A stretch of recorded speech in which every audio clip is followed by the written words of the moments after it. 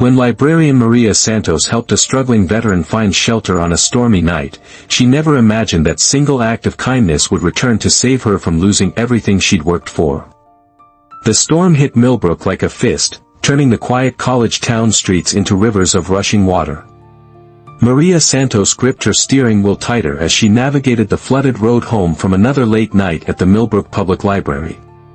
As head librarian, she'd stayed behind to process returns and prepare for tomorrow's children's reading program, anything to avoid the empty apartment where bills waited like hungry wolves. Through the sheets of rain, she spotted a figure hunched beneath the flickering streetlight near the old train overpass. A man in military fatigues, pack slung over his shoulder, limping heavily as he tried to shield himself from the downpour. Something about his posture, defeated, exhausted, made her stomach clench. Maria had learned caution the hard way. Single mothers in small towns couldn't afford to be naive. But her father's voice echoed in her memory, "Mija, when someone needs help, you don't look away. That's not who we are." She pulled over, heart hammering. Rolling down her window, she called out in both English and Spanish, "Estás bien? Are you okay?" The man turned, revealing a face marked by exhaustion and a jagged scar running from his left ear to his jaw. His eyes held the hollow look she'd seen in her father's old war photos. "I'm fine, ma'am," he said, but his voice carried the weight of someone who hadn't been fine in a very long time. "You're soaked through," Maria said, noting the way he favored his right leg. "Where are you headed?" "Veterans Shelter on Oak Street," he replied, then added quietly, "if it's still there." Maria's heart sank. The shelter had closed 6 months ago due to funding cuts, another casualty of the town's budget crisis. She watched him shift his weight, wincing with each movement, and made a decision that would change both their lives. "Get in," she said, pushing open the passenger door. "The shelter's been closed, but I know somewhere you can stay tonight." Carlos Rivera hesitated.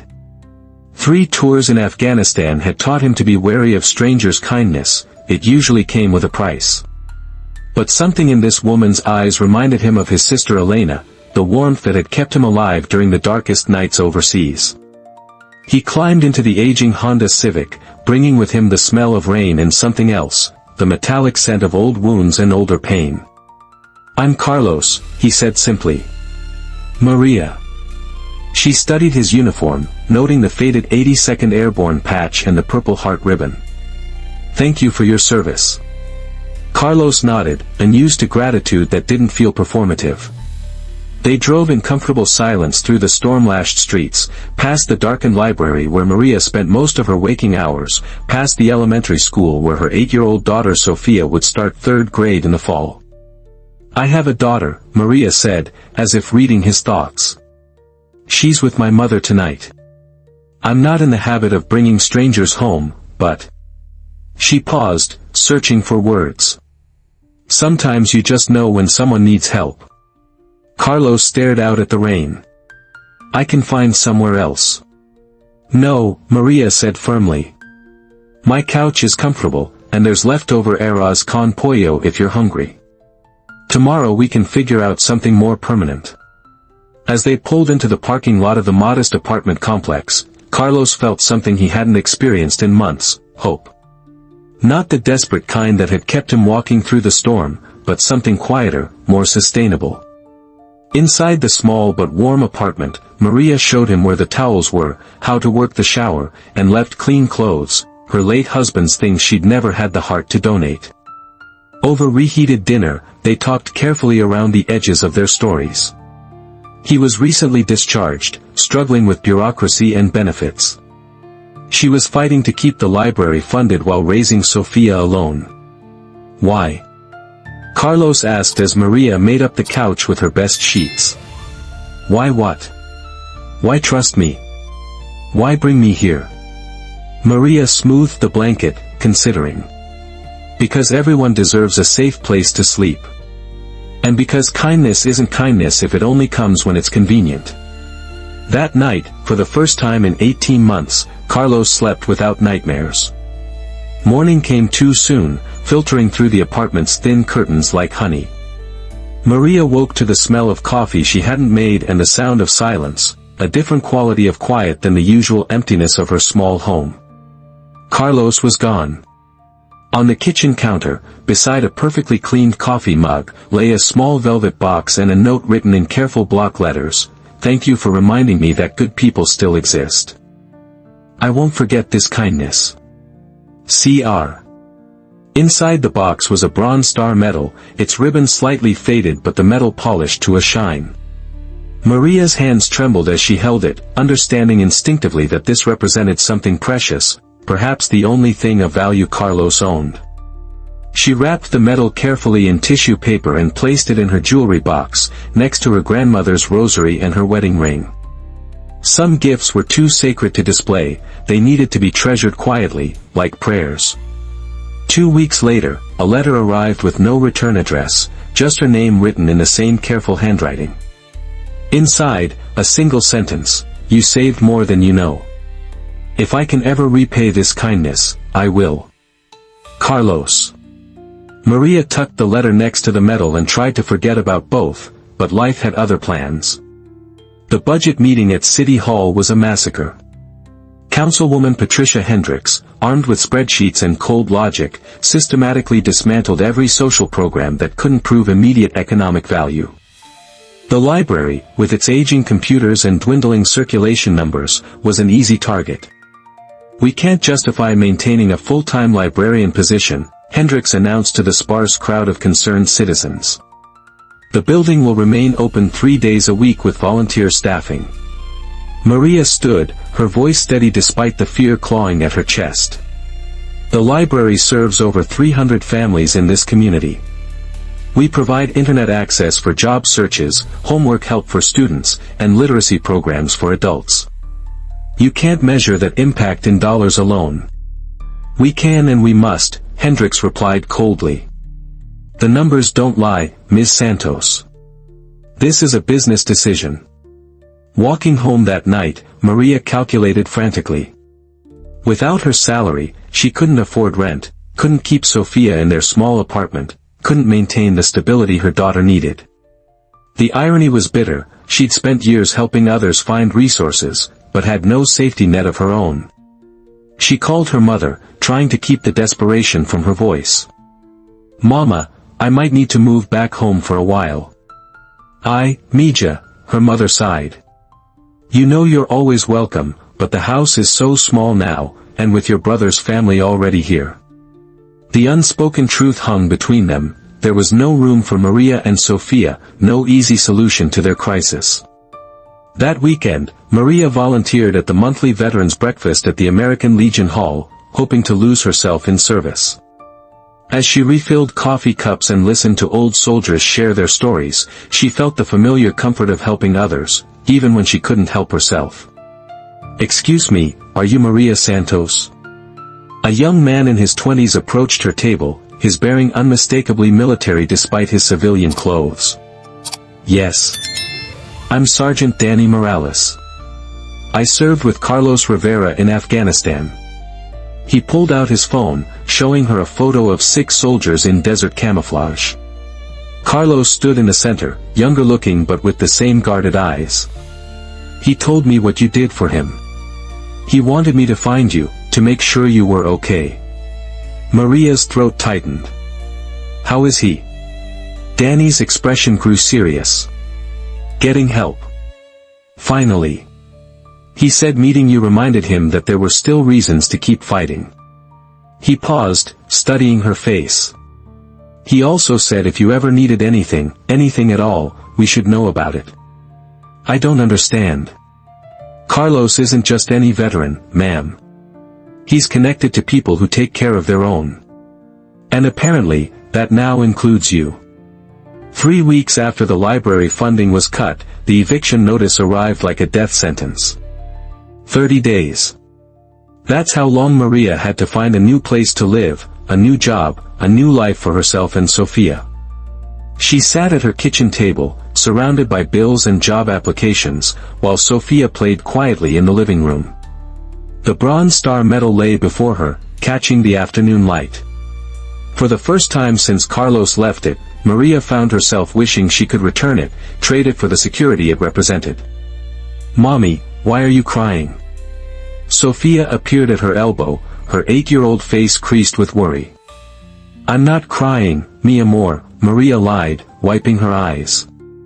"Just thinking. About Daddy?" The question hit like a physical blow. Sofia's father had died in a construction accident 2 years ago, leaving them with medical bills and a mountain of debt. Maria had been climbing out of that hole ever since, one paycheck at a time. Now she was falling back into it. "No, baby. About work stuff. Nothing for you to worry about." But Sofia wasn't fooled. She'd grown up poor, learned to read the signs in her mother's face, the way bills piled up before they disappeared, the careful way Maria counted groceries at the store. The job search was brutal. Millbrook's economy had been declining for years, bleeding young people to bigger cities with better opportunities. The few positions available required skills Maria didn't have or paid wages that wouldn't cover daycare, let alone rent. At the unemployment office, Maria sat across from a bored caseworker who delivered devastating news with practiced indifference. "You don't qualify for emergency assistance because you voluntarily left your position." "I didn't leave voluntarily. The position was eliminated. According to the city, you were offered part-time work. You declined. 3 days a week, no benefits, minimum wage. I couldn't survive on that." The caseworker shrugged. "The system sees it as a voluntary departure. You can appeal, but that takes 6 to 8 weeks. 6 to 8 weeks. Maria didn't have 6 to 8 days. That evening, she swallowed her pride and called her ex-sister-in-law, her last hope for emergency childcare if she had to take multiple jobs. The conversation was brief and brutal. "I'm sorry, Maria, but with Roberto's situation, we can't take on any more responsibility right now." Roberto's situation. Prison. Another family crisis that made her problem seem selfish in comparison. Desperate, Maria drove to the veterans' breakfast the next Saturday, hoping against reason that Danny Morales would be there. She found him at the same table, talking quietly with an older man in a Navy baseball cap. "Maria?" Danny stood immediately, concern evident in his voice. "What's wrong?" The words tumbled out: the job loss, the eviction notice, the impossible choice between homelessness and uprooting Sofia from the only community she'd ever known. Danny listened without interruption, his expression growing more troubled with each detail. "Have you tried contacting Carlos?" he asked gently. "I don't know how. He never gave me contact information." Danny and the older veteran exchanged glances. "Ma'am," the Navy veteran said, "I'm Chief Petty Officer retired Jim Walsh. Danny told me about what you did for Carlos. The thing is, Carlos isn't just any soldier." "What do you mean?" "He's working with the VA now, helping develop new programs for veteran transition services. He's got connections, resources. If he knew what you were going through." Maria shook her head. "I can't ask for help. He doesn't owe me anything." "With respect, ma'am," Jim said firmly, "that's not your decision to make. Carlos left you his medal for a reason. In our world, that means something. It means your family now."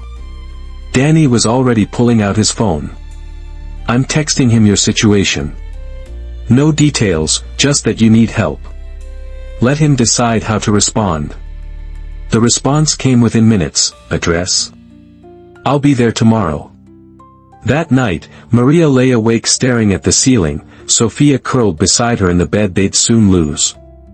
She thought about pride, about independence, about the difference between charity and community. Her father had taught her to work hard and ask for nothing. But he'd also taught her that family took care of family. If Carlos considered her family now, who was she to argue? Outside, the storm that had brought them together was building again. The knock came at exactly 7 p.m. on Sunday, 3 sharp raps that seemed to echo through Maria's small apartment with unusual authority. She opened the door to find Carlos Rivera standing on her doorstep, but this wasn't the broken man she'd rescued from the storm 6 weeks ago. This Carlos wore a crisp navy blue suit, his posture military straight, the haunted look replaced by something fierce and determined. Behind him stood 2 other men in similar attire, their bearing unmistakably official. "Hello, Maria," Carlos said, his voice carrying a warmth that softened his formal appearance. "I believe we need to talk." Sofia peeked around her mother's legs, eyes wide with curiosity. Carlos knelt to her level, his stern expression melting into a gentle smile. "You must be Sofia. Your mom told me about you." "I'm Carlos. Are you the soldier Mommy helped?" Sofia asked with the directness of childhood. "Yes, I am. And now I'm here to help her."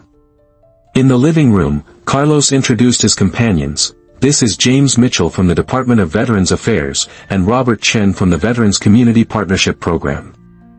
Maria's confusion must have shown because Carlos continued, "I should have been more honest when I was here before. I'm not just a veteran receiving services, I'm a program coordinator with the VA, developing community integration initiatives." "I don't understand," Maria said, sinking into her chair.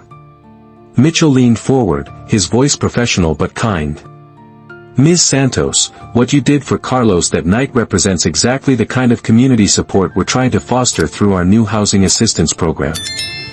"Carlos told us about your situation," Chen added, placing a folder on the coffee table. "The job loss, the housing crisis. We'd like to offer you a position." Maria stared at the folder as if it might bite her. "What kind of position?" "Community Veteran Services Coordinator," Carlos said. "You'd work with local libraries, schools, and community centers to develop programs that help veterans integrate into civilian life. Full-time, full benefits, salary comparable to what you were making as head librarian." The room spun slightly. "I don't have experience with veteran services." "You have something more valuable," Mitchell said. "You have compassion, and you understand how community resources work. Most importantly, you've already proven you're willing to help when help is needed." Carlos reached into his jacket and pulled out a familiar velvet box, the one containing his bronze star. "I left this with you because I wanted you to understand that what you did mattered. Not just to me, but to everyone I serve with, everyone I work with now. When Danny told me about your situation, I knew this was my chance to show you that kindness isn't a one-way street." Sofia climbed onto the couch beside her mother, sensing the importance of the moment even if she didn't understand it fully. "Does this mean we don't have to move, Mommy?" "The position comes with relocation assistance," Chen explained, "but it's based here in Millbrook. The VA is opening a new regional office, and we need someone who understands this community." Maria felt tears threatening. "Why me? There must be more qualified candidates." "There are candidates with different qualifications," Carlos said. "But none who've already proven they'll put human need before bureaucracy, who'll open their door to a stranger in a storm. That's what we need, someone who sees the person first, the paperwork second." The contracts were straightforward, the salary more than fair, the benefits comprehensive. But it was the program description that sealed Maria's decision, developing sustainable community support networks for veteran transition, focusing on dignity, respect, and mutual aid. "This is really happening," Maria whispered, pen poised over the signature line. "It's really happening," Carlos confirmed. "But there's one condition." Maria's hand froze. "What condition?" Carlos smiled, the expression transforming his scarred face. "You have to let me take you and Sofia out for a proper dinner. I owe you a meal that isn't leftover takeout." Sofia giggled, the sound bright in the serious room. "Can we get ice cream too?" "As much as you want," Carlos promised. As the officials packed up their papers and prepared to leave, Mitchell turned back to Maria. "There's something else you should know. Carlos didn't just recommend you for this position, he fought for it. He spent 3 weeks developing a proposal, presenting it to committees, convincing people that community coordinators were more important than traditional social workers for this program. He put his own reputation on the line because he believed in you. Maria looked at Carlos, who was helping Sofia arrange her coloring books on the coffee table, seemingly oblivious to the praise. "Why would you do that for someone you barely know?" Carlos straightened, meeting her eyes with quiet intensity. "Because that night, when you stopped in the storm, you didn't see a stranger. You saw someone who needed help, and you acted without hesitation. That's exactly the kind of person we need working with veterans who feel invisible, forgotten." He paused, his voice growing softer. "You reminded me that I wasn't invisible either." 2 weeks later, Maria sat in her new office at the Veterans Community Partnership, surrounded by boxes of program materials and feeling simultaneously overwhelmed and energized. The irony wasn't lost on her. She'd gone from managing books to managing lives, from organizing stories to helping write new chapters for struggling veterans. Her first case file belonged to Teresa Martinez, a Marine veteran struggling with PTSD and unemployment. As Maria read the intake notes, she saw echoes of Carlos's story: the isolation, the bureaucratic maze, the quiet desperation that came with feeling abandoned by the system you'd served. The phone rang, interrupting her thoughts. "Maria, it's Carlos. How's your first week going?" "Terrifying and wonderful," she admitted. "I keep thinking I'm not qualified for this. Imposter syndrome is normal. Trust me, I felt the same way when I started. The difference is, you have something most social workers don't: you've lived the struggle yourself. You understand what it means to need help." 3 months into her new role, Maria had found her rhythm. She'd successfully placed 12 veterans in stable housing, connected 8 with employment opportunities, and established reading programs at 3 local libraries specifically designed for veterans dealing with literacy challenges related to brain injuries. Then the phone call came that would test everything she'd learned. "Mrs. Santos." The voice was young, female, and trembling with barely controlled panic. "This is Amanda Rivera, Carlos Rivera's niece. He's been arrested." The world tilted. "Arrested? For what?" "They're saying he falsified documents, misappropriated federal funds. Something about the program that hired you. They came to his apartment this morning with a warrant." Maria's blood turned to ice. If Carlos was accused of fraud related to her hiring, her position would be eliminated immediately. Worse, she might face charges herself. Where is he now? County jail. They denied bail, said he was a flight risk because of his military training. Amanda's voice broke. "Mrs. Santos, my uncle isn't a criminal.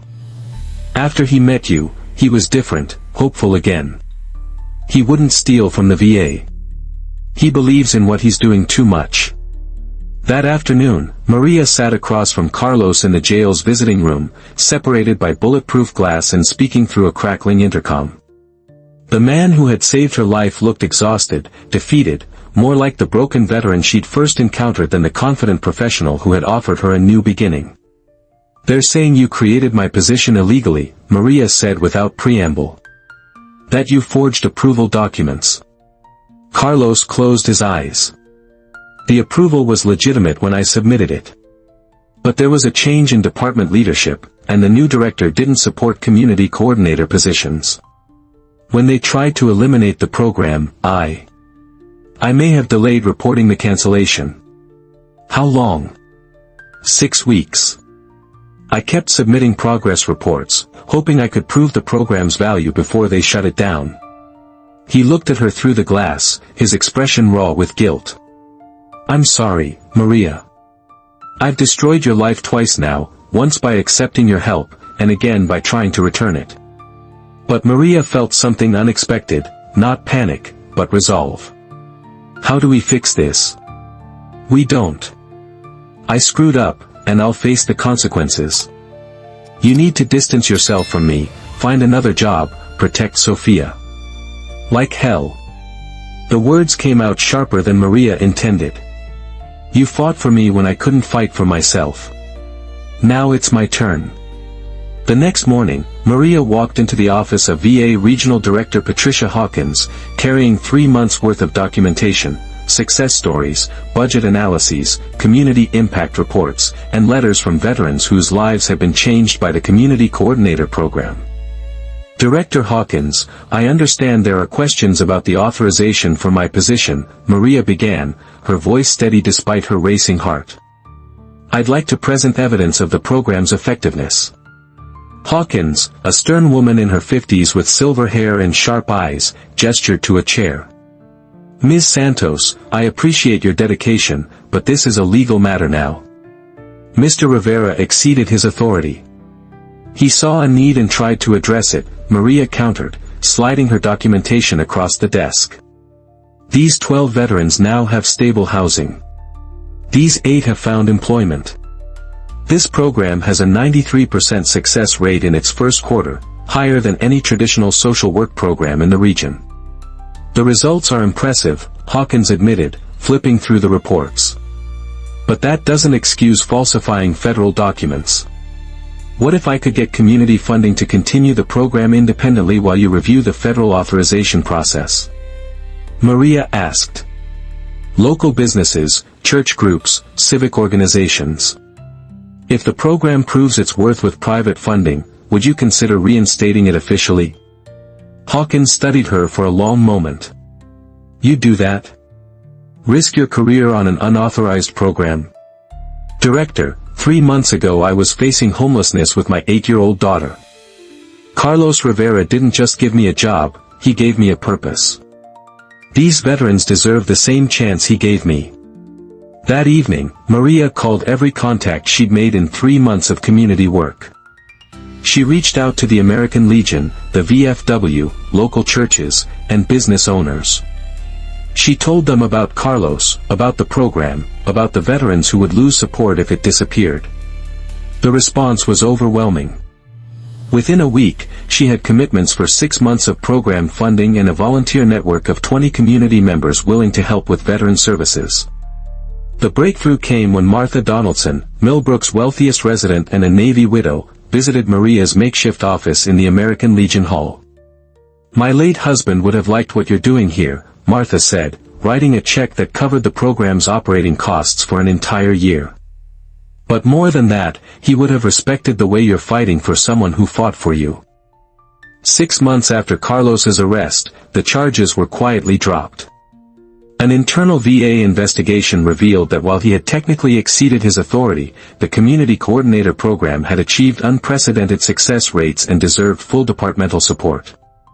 Director Hawkins herself attended the ceremony where Carlos was officially reinstated and Maria's position was permanently authorized.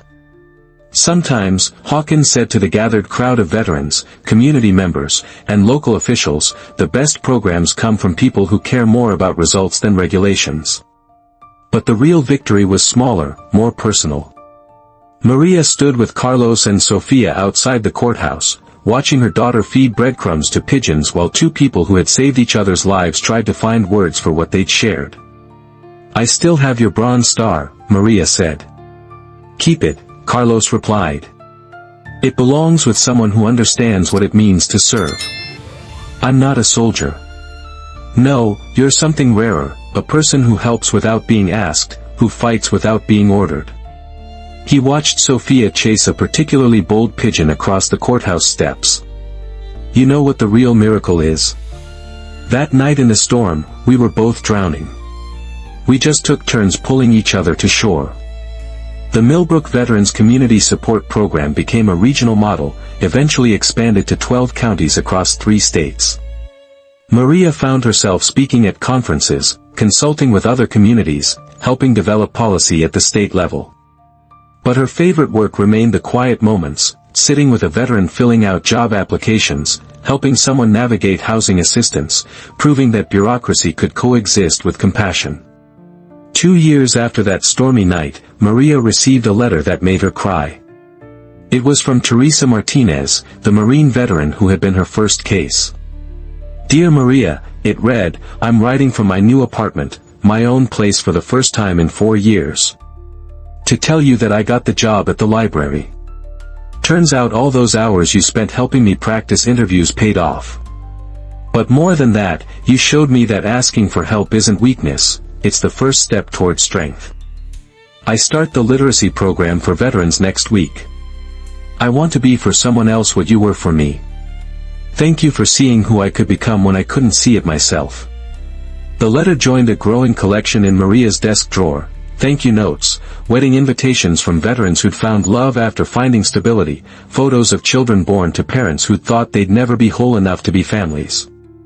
On the third anniversary of the storm, Maria and Carlos established the Open Door Foundation, providing emergency assistance to veterans in crisis. The name came from Sofia, now 11 and wise beyond her years. "Mommy always says home is where you open the door when someone needs help." The foundation's first scholarship went to Amanda Rivera, Carlos's niece, who wanted to study social work. At the award ceremony, she said, "My uncle taught me that healing happens in circles: you receive help, you get stronger, then you help someone else." This scholarship isn't an ending, it's a beginning.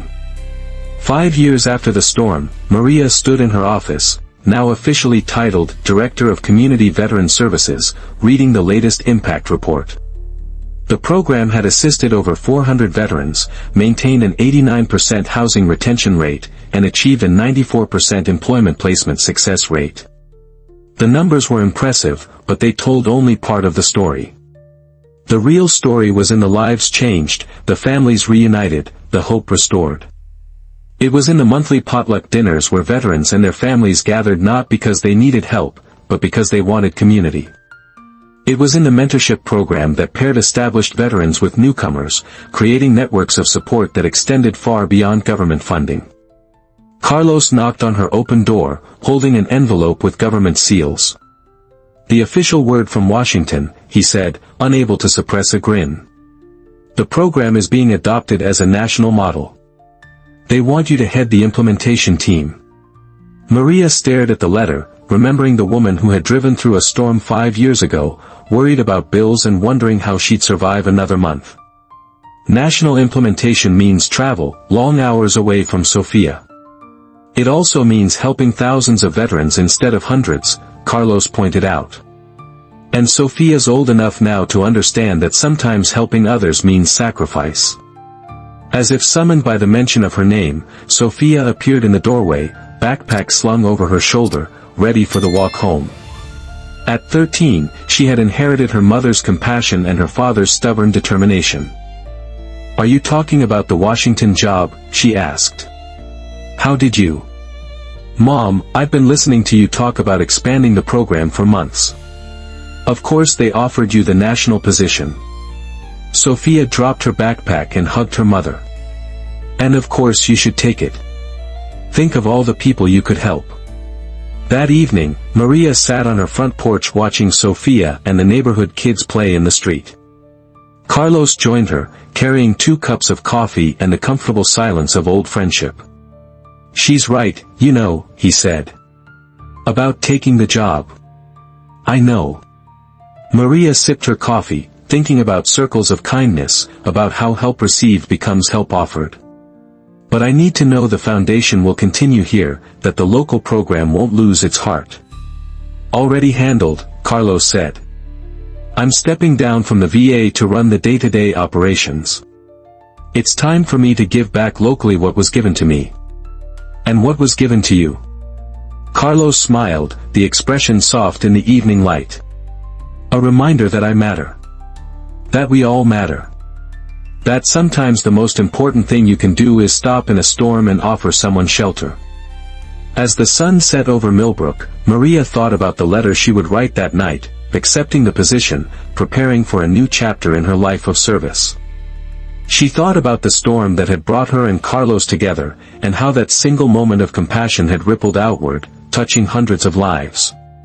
The truth was simple: kindness creates more kindness. Help offered becomes help received becomes help offered again, an endless cycle of human connection that no bureaucracy could quantify but every heart could understand. In her pocket, her phone buzzed with a text from a veteran in crisis, someone who had heard about her work and needed help. Maria smiled, already planning her response. The storm had passed, but the doors it had opened would remain open forever. Some rescues, she had learned, rescue the rescuer too. And sometimes, the most important thing you can do is simply refuse to drive past someone standing alone in the rain.